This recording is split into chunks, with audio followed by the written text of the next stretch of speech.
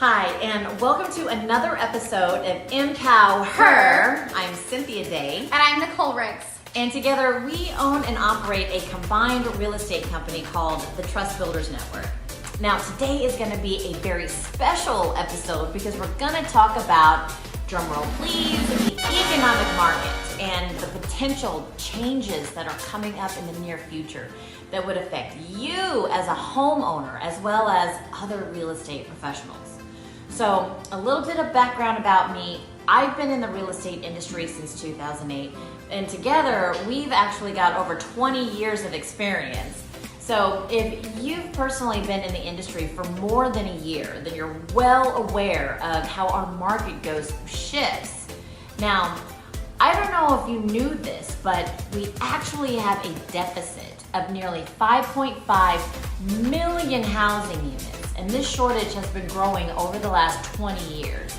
Now, this is not a problem that just started in 2020 when COVID hit, and all of a sudden we were in this like nutso heavy sellers market. No, this has been something that's been gradually escalating over the last 50 years. So this is just one of the reasons why there's just not enough homes for the amount of buyers that we still have. So Nicole, tell me, why is this such an important topic? Well, Cynthia, you're right. It is a very important topic. And as the federal political coordinator for Congressman Vicente Gonzalez, which basically means that I serve as a liaison from the National Association of Realtors to Congress and our elected officials. We study the market and discuss these important topics on a monthly basis.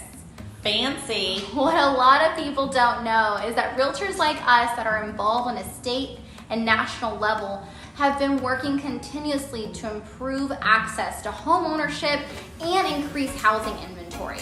As we all know, this was a huge topic of discussion for quite a while. As realtors, we've been struggling to find affordable housing for our clients.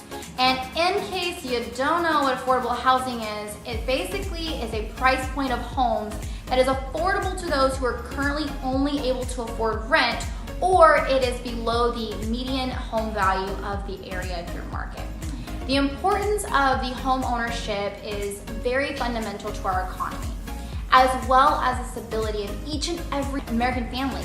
Owning a home builds wealth for families where most couldn't. Now, as far as an inventory shortage goes, we all felt it most during COVID. Ugh. Where there was just not enough available homes for our growing population. Especially in states such as like Texas and Florida, there was so much Greatest states in America and international migration in those states. Most did not know that real estate and the real estate industry contributes to more than 1/3 of the United States economy, meaning that the most number of jobs are provided by building and selling housing and commercial developments. Nice. So as realtors, we have the moral obligation to address America's affordable housing and shortage issues. Yes. We currently sit at a 50-year record shortage of affordable homes available for purchase.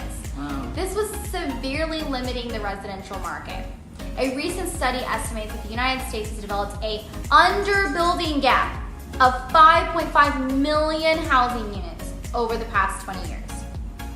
Now, that's crazy, and it translates to $4.4 trillion that would have been invested into our economy and into our communities, which means that taking these small steps towards reducing the gap will make a huge, tremendous impact on our economy and create so many jobs. It would. So, I mean, you're saying that realtors involved on this level work on a very consistent basis to create this change, but what does that really mean? Well, that means taking information back to the National Association of Realtors so they can develop the most important and relevant issues based on the local, state, and national data. And then it's brought back to Congress or the elected officials in that district.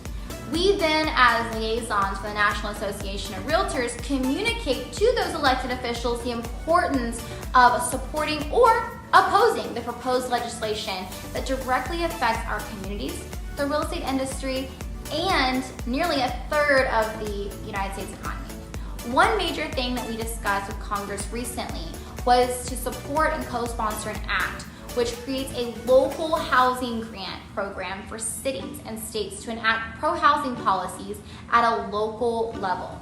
Nice. And to offer tax credits to attract private investors for building and rehabilitating owner-occupied homes. This would expand home ownership opportunities and to rehab 500,000 homes for the low or moderate income homeowners over the next decade.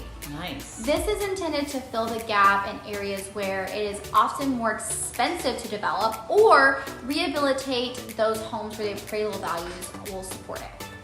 Well, I can definitely see how implementing these proposed changes could increase more housing. Now, you also mentioned that revitalizing shopping centers were a topic of discussion. And I personally watched you ask Congress to co-sponsor this Greater Revitalization of Shopping Centers Act. I mean, that was a grant that, was made to repurpose those abandoned and underutilized shopping malls and, turn them into residential or mixed use properties. And that was so cool. Yes, we sure did. This would also increase the access to housing and increase inventory. COVID not only emphasized our housing shortage, it also affected the commercial sector. Our fellow commercial agents felt this shift, especially in the office and retail sectors, because people transitioned to work from home positions and not so much shopping that took online then. Like everybody shopped online all of a sudden. So converting unused malls and underutilized office buildings into residential housing is one of the many solutions to increase housing inventory and provide affordable housing. Now, policies encouraging revitalization of these properties via tax incentives and grant programs will spur innovation and develop reflecting and responding to changes needed in those communities. Now, let's switch gears a little bit and talk about how would the Neighborhood Homes Investment Act stabilize and revitalize struggling neighborhoods. Now, this would actually attract private investment through tax credits to make funding available to renovate or build homes in neighborhoods where property values are just too low to justify new loans or to rehab or build new homes.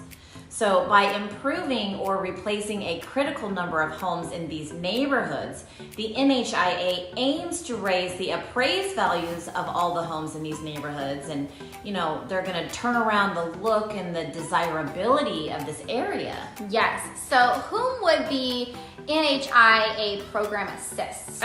Great question. Now, it would directly help these first-time home buyers with low and moderate income households who are seeking to purchase affordable entry-level homes and live in them for at least 5 years. Gotcha. So here's a quick highlighted of the projected impact of the NHIA.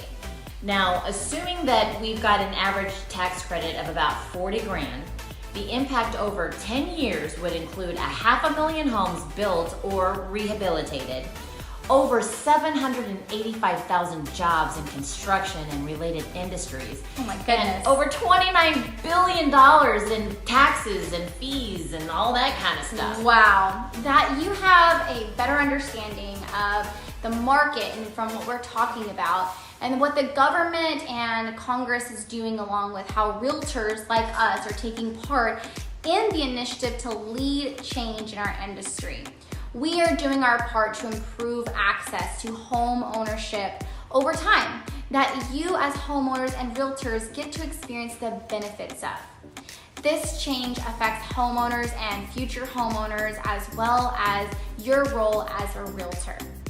So thank you so much for tuning in today. Definitely let us know in the comments below what questions you have, what concerns you have, what excitements that you have, just knowing that we are, literally going to bat for the people in our communities to find them more homes. Yes, absolutely. Thank y'all so much for watching.